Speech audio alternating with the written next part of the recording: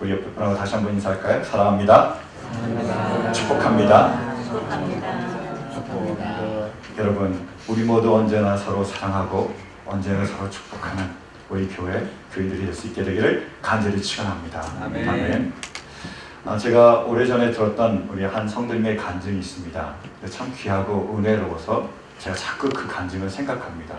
그리고 계속해서 도전을 받아요. 이 성도님이 하루는 아드님하고 얘기를 하고 있었습니다. 근데 아들이 무지 말을 안 들으니까 이제 마음이 답답해서 이런 말을 하셨어요. 야, 너는 엄마가 이렇게 많은 걸 너를 위해서 해주는데 너는 도대체 엄마를 위해서 해주는 게 뭐냐? 라고 얘기하셨어요. 그때 그 아드님이 얘기했습니다. 저 엄마를 위해서 많은 걸 하는데요. 제가 엄마를 위해서 공부도 해주고요. 제가 엄마를 위해서 태권도 도장도 다니고요. 제가 엄마를 위해서 피아노도 다니는데요. 얼마나 많이 해주는데요. 이렇게 대답을 했대요. 그 말을 듣고 기가 막혀서 할 말을 잃었답니다. 그리고 너무 억울하셨대요. 야, 내가 이렇게 많이 해줬는데 기껏 한다는 말이 저런 말이나 하고 있냐. 너무 마음이 속상하셨대요. 근데 저녁 때쯤 되니까 하나님의 은혜와 감동이 있었습니다. 어떤 감동이냐면 너는 어떠냐는 거예요. 내가 너에게 말하는 이 말을 너는 어떻게 받아들이고 있냐는 거죠.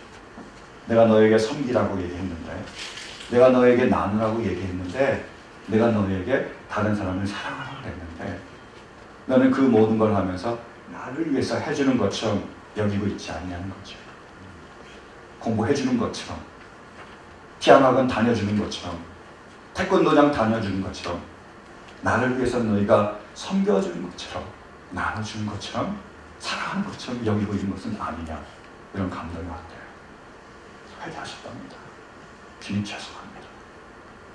제가 주님을 위해서 해드리는 게 아니고 주님이 저에게 주신 선물이었는데 제가 모르고 있었습니다. 그렇게 회개하셨대요.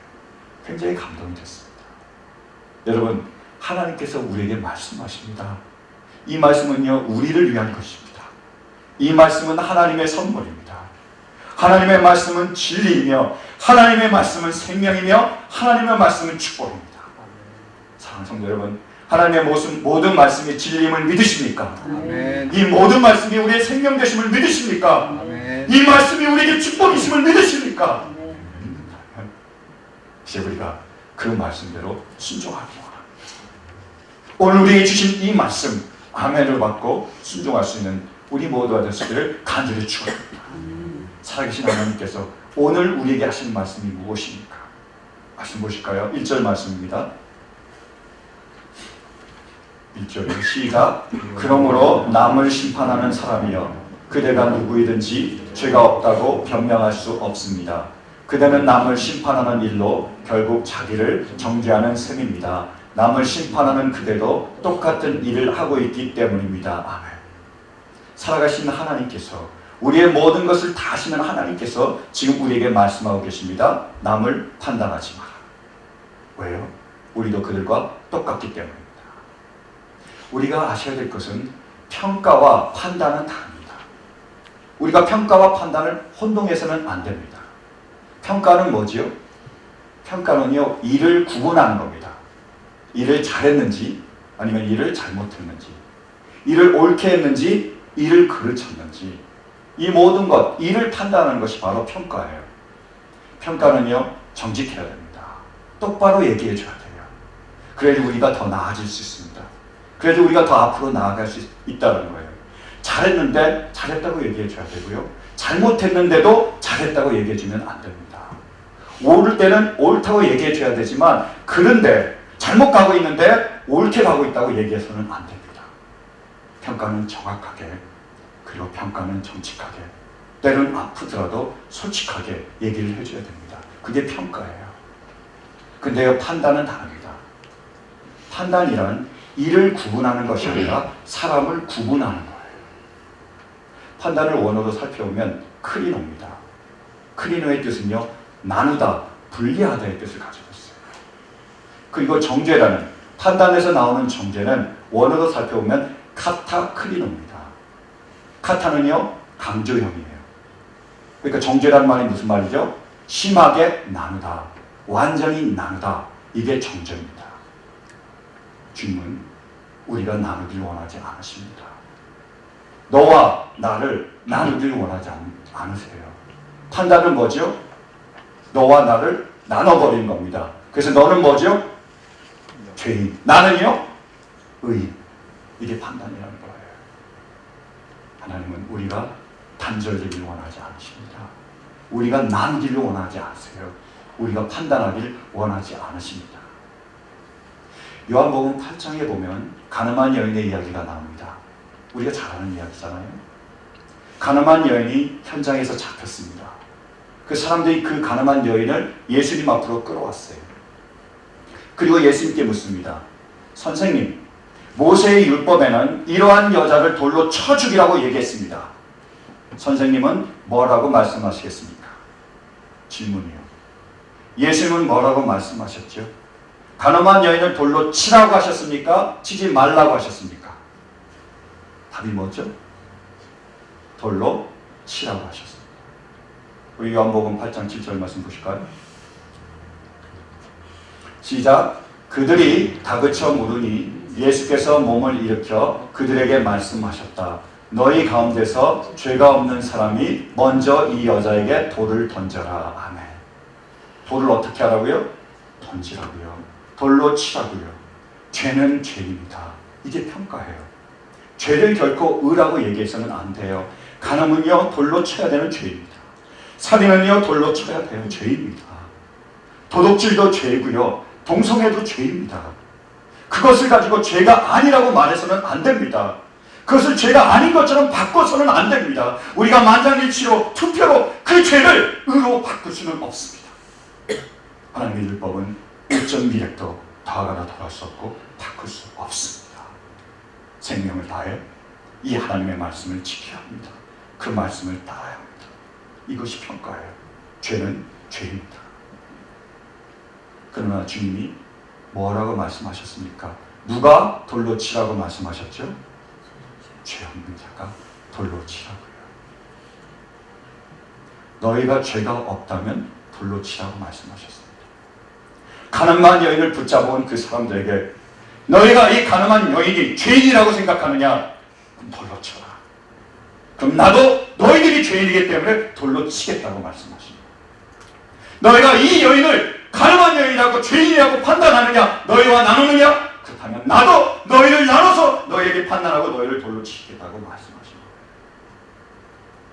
여러분, 우리가 가늠한 여인과 다릅니까? 사람들이 깨달았습니다. 그래서 그 여인을 치려고 그 여인을 죄인이라고 정죄했던 그 사람들이 그 판단의 돌멩이를, 그 정죄의 돌멩이를 다 내려놓았습니다. 어른부터 아이까지, 내가 죄인임을 먼저 깨달은 사람부터 다 깨달은 사람까지 그 돌멩이들을 하나씩 하나씩 그 여인 앞에 내려놓았습니다. 그래서 그 여인 앞에는 판단의 돌멩이, 정죄의 돌멩이가 수북이 쌓였습니다. 그때 예수님이 말씀하셨습니다. 너를 정죄하는 사람이 있느냐? 너를 판단하는 사람이 있느냐? 여인이 대답합니다. 이제는 아무도 저를 판단하지 않습니다. 저를 나누지 않습니다. 그때 주님이 얘기하십니다. 나도 너를 정죄하지 않는다. 그리고요, 다시는 가서 죄를 짓지 말아라. 죄는 평가입니다. 죄는 판단입니다. 사랑하는 성도 여러분, 우리가 과연 그들과 나눌 수 있습니까? 가늠한 여인을 욕하면서 우리는 속에 음욕을 품고 있는 것은 아닙니까? 살인한 사람을 우리가 욕하면서 우리는 우리 마음에 미움을 품고 있는 것은 아닙니까? 도적질한 사람을 손가락질하면서 우리 마음에는 탐욕이 가득한 것은 아닙니까? 그런데 우리가 그리고 다르다고 얘기할 수 있습니까? 주님이 원하시는 것은 판단이 아닙니다. 주님이 우리에게 원하시는 것은 공감입니다. 왜냐하면 이 시대가 바로 단절의 시대이기 때문입니다. 죄로 인하여 하나님과 사람이 단절되었습니다. 그래서 더 이상 사람들이 하나님을 모릅니다. 하나님을 거부하는 거예요. 죄로 인하여 사람과 자연이 나뉘었습니다. 갈라졌어요. 그래서 가시와 엉겅퀴를 내는 겁니다. 아무리 수고해도, 우리가 열심히 노력해도 우리가 원하는 만큼 우리가 얻을 수는 없습니다. 뿐만 아니라요, 사람과 사람이 갈렸습니다. 찢어진 거예요. 부모와 자녀가 찢어졌습니다. 남편과 아내가 찢어졌습니다. 친구가 찢어졌어요. 원수가. 서로가 서로를 버립니다. 그래서 서로가 서로에게 버린다. 그 상실 때문에, 그 외로움 때문에, 그 자책감 때문에 괴로워합니다. 그래서 지금 우리에게 공감이 필요합니다. 함께 해주는, 그 아픔을 함께 나누고 함께 기뻐하며 함께 슬퍼해줄 그 누군가가 필요합니다. 얼마 전 신문에 보니까 요즘 10대들이 자주 사용하는 앱 중에, 유행하는 앱 중에 카톡이라는 앱이 있대요. 카톡이 뭐냐면 가짜 토크입니다. 그러니까 가짜로 얘기하는 거예요. 뭐냐면 그 아이들이 얘기하기를 실친이 있대요. 실친은 뭔지 아시겠습니까? 실제 친구. 또 가친이 있대요. 가친은요? 가짜 친구예요. 가상의 친구라는 거예요. 그러니까 카톡이 뭐냐? 그 인터넷을 통해서, 그 스마트폰을 통해서, SNS를 통해서 가짜 친구하고 얘기하는 거예요. 그래서 그 앱을 통해서 내가 이렇다라고 카톡을 보내면 답변이 오는데요. 이런 답변이 오는 겁니다. 아, 그렇니? 어쩌니? 너 괜찮니? 괜찮지 않겠네. 너 아프겠네. 이런 메시지가 오는 거예요. 자기가 막 그 메시지를 보내는 거예요. 그리고 내가 우울하다, 내가 외롭다 이렇게 딱 보내면요, 장문의 편지가 쫙 온대요. 힘내, 내가 너와 함께 있을게, 내가 너의 모든 것을 알고 있어 라는 그런 위로의 편지가 쫙 온대요. 이걸 받고 위로를 받는 거예요. 누구한테서요? 가친에서요. 가짜 친구한테서요. 그 신문 기자가 그런 아이들을 인터뷰를 했습니다. 왜 진톡, 진짜 토크를 안 하고 가톡을 하냐고, 가짜 토크를 하냐고. 그 아이들이 대답하는 거예요. 저도 진짜 토크를 하고 싶습니다. 진짜 친구하고 이야기를 하고 싶어요. 근데 전 혼자예요. 전 아무도 없습니다. 그래서 가톡이라도 하고 있습니다. 라고 대답합니다. 황상민이라는 연세대 심리학과 교수가 있습니다. 그래서 이 현상을 파악해서 분석을 한 거예요. 왜 지금 이 시대에 우리의 아이들이 가톡을 하느냐? 그건 뭐냐면 우리 아이들이 자기의 말을 들어줄 사람이 없고, 자기와 공감해줄 사람이 없고, 자기와 반응해줄 사람이 없다라는 거예요. 부모님도 자기의 심정을 모르고 자기와 공감해주지 않는 겁니다. 친구들도 자기를 공감해주고 자기와 함께 있지 않은 거예요. 아무도 없습니다. 혼자예요. 외로워요. 그래서 가톡을 하는 거예요. 이게 우리의 실정이 아닙니까? 우리 교회 새벽 예배를 드릴 때 우리 교회에 교인이 아닌 분들도 오십니다. 같이 예배를 드려요.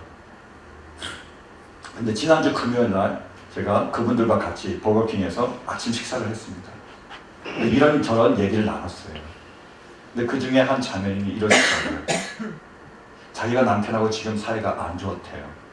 그래서 마음이 너무 아프고 마음이 속상해서 위로를 좀 받으려고 교회 교인들을 만났대요. 권사님하고 집사님하고. 그래서 내가 지금 남편하고 사이가 안 좋아서 너무 마음이 안 좋다라고 얘기를 했더니 다 집사님 권사님들이 너 이거 해라 저거 해라 가르치기만 했대요. 교사는 엄청 많은데요. 친구는 없고 자기가 원하는 것 자기도 안 돼요. 내가 무엇을 해야 되는지 본인도 안다는 거죠. 내가 말씀을 읽고 내가 기도를 하고 내가 원수까지 사랑해야 된다는 거 안 돼요. 알고 있대요. 근데 그들을 만난 이유는 뭐냐면 이 아픈 마음을 한 사람이라도 들어주고 참 아프겠네, 참 힘들겠네, 내가 당신하고 함께 해줄게 라는 그 위로의 말 딱 한마디를 바랬는데요, 아무도 없더래요. 그래서 거꾸로 더 상처받고 돌아오셨대요. 만나려 하시더래요. 여러분, 이게 지금 우리의 모습이 아닙니까? 우리도 누군가가 우리의 친구가 돼서 우리의 이 아픈 마음을 알아주고 우리 함께 공감해 주길 원하는데 우리에게 친구는 없고 다 선생님들만 계신 것은 아닙니까? 그러면 우리는 어떻게 이 아픈 마음을 위로받을 수 있습니까? 혈루증 여인처럼, 사마리아 여인처럼 수많은 사람을 찾아 돌아다녀야 됩니까? 어느 곳에 가야 우리가 그런 위로를 받을 수 있습니까? 과연 누가 우리와 공감하며 우리의 이 아픈 마음을 알아주며 우리와 함께 계셔 주실 수 있습니까? 그분은 누구십니까? 누굴까요? 열왕기상 7장에 보면, 17장에 보면 엘리야의 이야기가 나옵니다. 잘 아시죠? 그 당시에 이스라엘에 죄가 꽉 찼습니다. 그래서 하나님께서 하늘 문을 닫으셨어요. 비가 내리지 않는 거예요. 비가 내리지 않으니까 흉년이 계속됩니다. 먹을 음식이 없는 거예요. 그때 하나님께서 엘리야를 사르밧으로 보냅니다. 이 말씀을 받아서 엘리야가 사르밧으로 갔어요. 가봤더니요, 과부가 계셨습니다. 어머니와 그 아들이 있었어요. 이들이 뭘 하고 있었지요?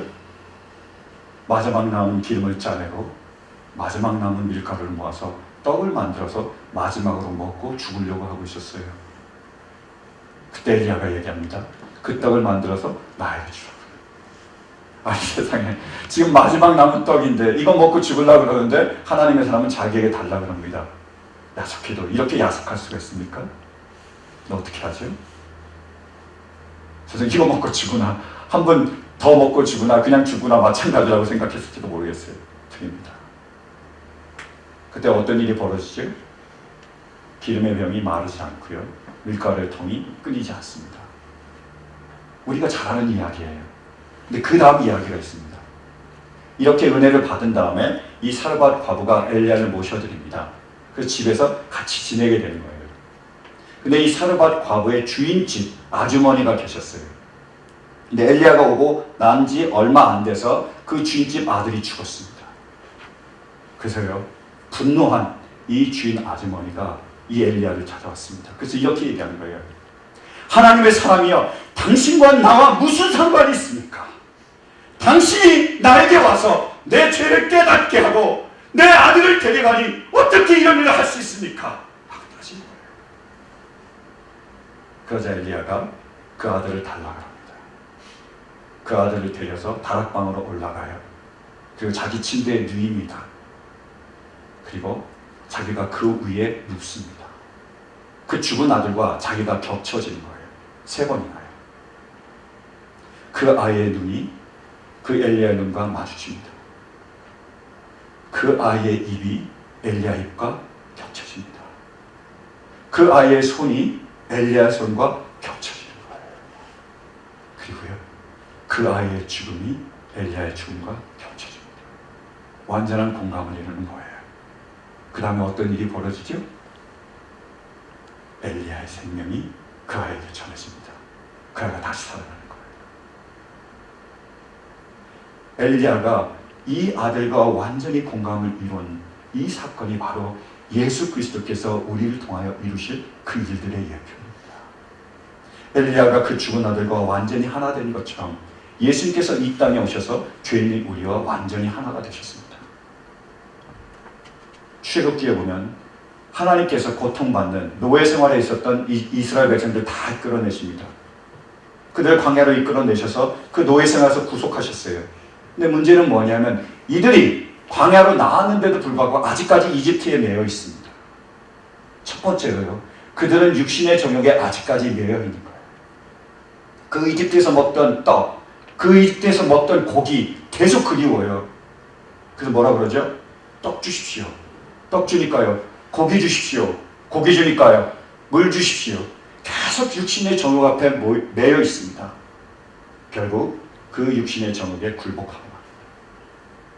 뿐만이 아닙니다. 그들이 여전히 우상에 매여 있어요. 그것을 끊지 못합니다. 그래서 광야에서 다시 우상을 만들어 우상을 숭배합니다. 풍요와 번영을 바라는 거예요. 우리에게 풍요케 해주십시오. 우리에게 번영케 해주십시오. 우상을 숭배하며 그 세상의 유혹 앞에 굴복하고 맙니다. 그리고요, 그들은 의심을 끝까지 버리지 못합니다. 광야에 나와서 정말 하나님께서 우리와 함께 계시나, 하나님께서 우리와 사랑하시나, 그렇다면 우리에게 왜 이런 고통을 주시나 그들이 의심합니다. 결국 의심의 유혹 앞에 굴복하고 맙니다. 마지막으로 가나안 땅 앞까지 갔습니다. 들어가면 된 거예요. 하나님께서 가나안 땅을 주시겠다고 약속하셨습니다. 친히 약속하셨고 맹세하셨습니다. 그러나 그들은 불신합니다. 믿지 못하는 거예요. 결국 그들은 광야에서 죽습니다. 그 주인집 아들이 죽었던 것처럼 그들이 죽고 만 거예요. 하나님의 은혜가 시작이 됩니다. 그 죽은 아들을 위하여 예수 그리스도를 보내주신 거예요. 그 죄인들을 위하여 예수 그리스도께서 오셨습니다. 그래서 완전히 공감하시며 하나가 되신 거예요. 그들이 광야에 나가 40년 동안 고통받았던 것처럼 그 1년을 하루로 삼고 예수님이 광야에 나가서 금식하시며 그 모든 고통을 담당하십니다. 그리고 육체의 정욕 앞에서, 그 유혹 앞에서 말씀하셨을 때 하나님의 말씀으로 승리하십니다. 돌이 떡이 되게 하는 그 유혹을 하나님의 말씀으로 승리하신 거예요. 그리고 그 우상, 그 앞에, 그 번영, 그 풍요 앞에, 세상을 섬기하는 세상의 유혹 앞에 기억되었을 때 하나님의 말씀으로 승리하십니다. 그리고 네가 성전에서 뛰어내려 봐라. 그래야지 하나님이 받아주실 거 아니냐, 받아야지 너를 사랑할 것 아니냐, 하나님의 사랑에 대해서, 하나님의 함께 하심에 대해서 의심 안 하는 그 유혹 앞에 기억되었을 때 말씀으로 승리하십니다. 우리의 모든 패배를 승리로 바꿔주신 거예요. 어떤 상황이 있더라도, 어떤 순간에도 하나님의 함께 하심을, 하나님의 사랑하심을, 그 믿음을 저버리지 않았습니다. 마지막으로 예수님께서 그 이스라엘과 우리들과 함께 하시며 우리의 죽음이 그분이 죽음이 되게 하십니다. 그분이 어떻게 하셨죠? 바로 우리가 마땅히 가야 될 길, 예수 그리스도가 계시지 않았다면 우리가 갈 수밖에 없었던 그 길을 우리에게 보여주셨습니다. 예수님이 십자가에 오르셔서 외칩니다. 엘리 엘리 라마 사박타니, 나의 하나님 나의 하나님 어찌하여 나를 버리셨나이까. 여러분, 이것이 우리가 갈 수밖에 없었던 길입니다. 예수님이 오시지 않았다면 우리는 하나님과 영원히 단절될 수밖에 없었습니다. 영원히 하나님과 끊어질 수밖에 없었습니다. 이것이 바로 우리가 갈 수밖에 없었던 그 길이었습니다. 예수님 보여주시고 우리가 어디로 갈지 십자가에서 예수님 우리와 함께 계셨습니다. 우리의 눈이 그분의 눈이 되었고요. 우리의 입이 그분의 입이 되었고요. 우리의 손이 그분의 손이 되었고요. 우리의 죽음이 그분의 죽음이 되었습니다. 그분이 우리 대신에 그 위에 달려 돌아가셨습니다. 우리와 완전히 하나가 되시며 우리와 공감해 주십니다. 그 속에서 주님이 이 땅에 오셨습니다. 사랑하는 성도 여러분, 주님이 이 땅에 오셨음을 믿으십니까? 우리와 완전히 하나가 되셨음을 믿으십니까? 우리와 공감하심을 믿으십니까? 우리에 겹쳐지셨음을 믿으십니까? 우리와 공감하신 주님께서 우리에게 원하신 것이 무엇입니까? 이제 우리도 그분과 하나가 되는 것입니다. 그분과 공감하는 거예요. 주님이 원하신 것은 이제 그분의 눈이 우리의 눈이 되기를 원합니다. 그분의 입이 우리의 입이 되기를 원합니다.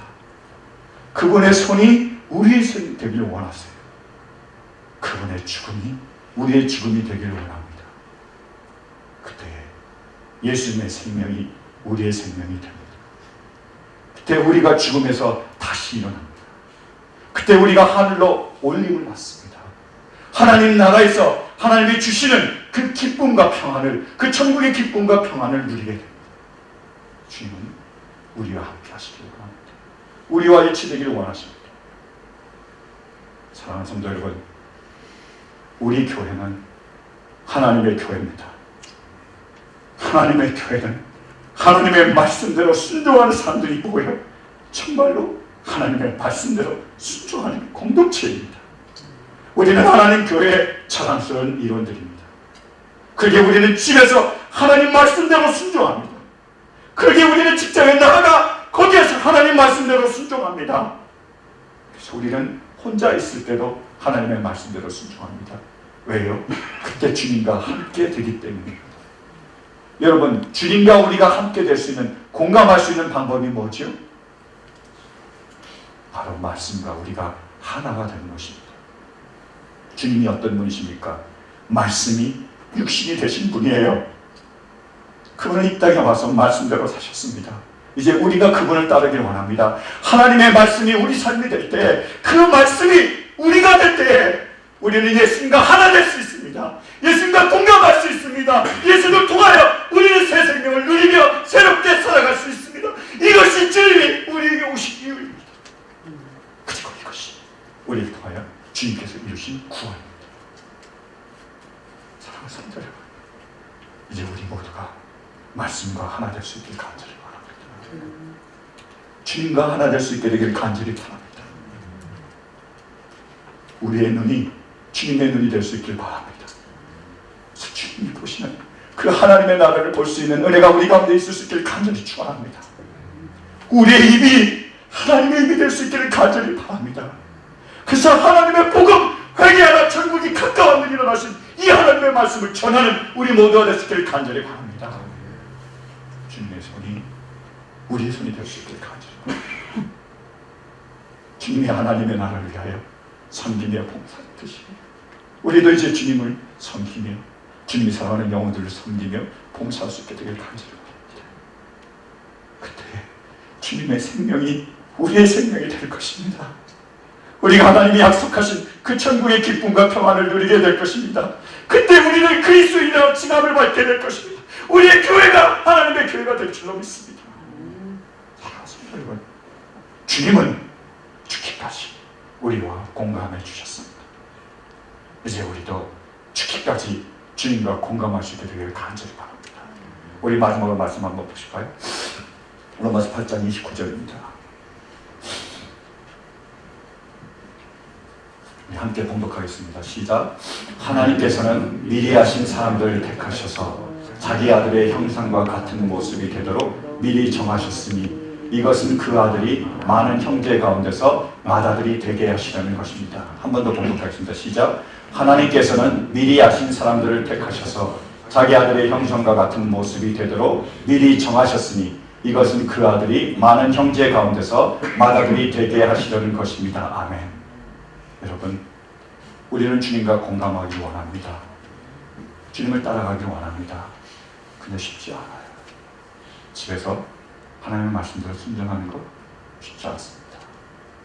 직장에서는 더더욱 어려워요. 그리고 아무도 안 보면 더 하기 싫습니다. 교회 안에서 그토록 원하지만, 그토록 몸부림치지만, 해야 되지만 되지가 않습니다. 그러나 여러분, 우리는 좌절하지 않습니다. 우리는 실망하지 않습니다. 우리에게는 희망이 있습니다. 왜요? 하나님께서 하실 일이기 때문입니다. 하나님께서 이 일을 시작하셨습니다. 하나님께서 이 일을 이끌고 가십니다. 하나님께서 이 일을 이루실 것입니다. 여러분 믿으십니까? 하나님의 약속이 무엇입니까? 하나님은 예수님을 이 땅에 보내셔서 우리와 함께 하셨습니다. 그분이 약속하셨고 그분이 이루셨습니다. 그분이 다시 우리에게 약속하셨습니다. 우리가 어떻게 될 거라고요? 맏아들의 형상이 될 거라고요. 예수님과 함께 될 거라고 약속하셨습니다. 저는 믿습니다. 아버지께서 이루실 줄로 믿습니다. 사랑하는 성도 여러분, 하나님이 이 일을 시작하셨음을 믿으십니까? 믿으십니까? 하나님께서 이 일을 이끌고 가심을 믿으십니까? 하나님께서 이 일을 이루실 줄로 믿으십니까? 이 믿음을 붙잡고 이제 주님 앞에 나아가기 원합니다. 주님이 죽기까지 우리와 함께 하셨던 것처럼 이제 우리도 죽기까지 어떤 상황에서도 주님과 함께 되는 그런 은혜가 우리 모두 가운데 임하시게 되기를 간절히 바랍니다. 우리 함께 기도로 나아가겠습니다.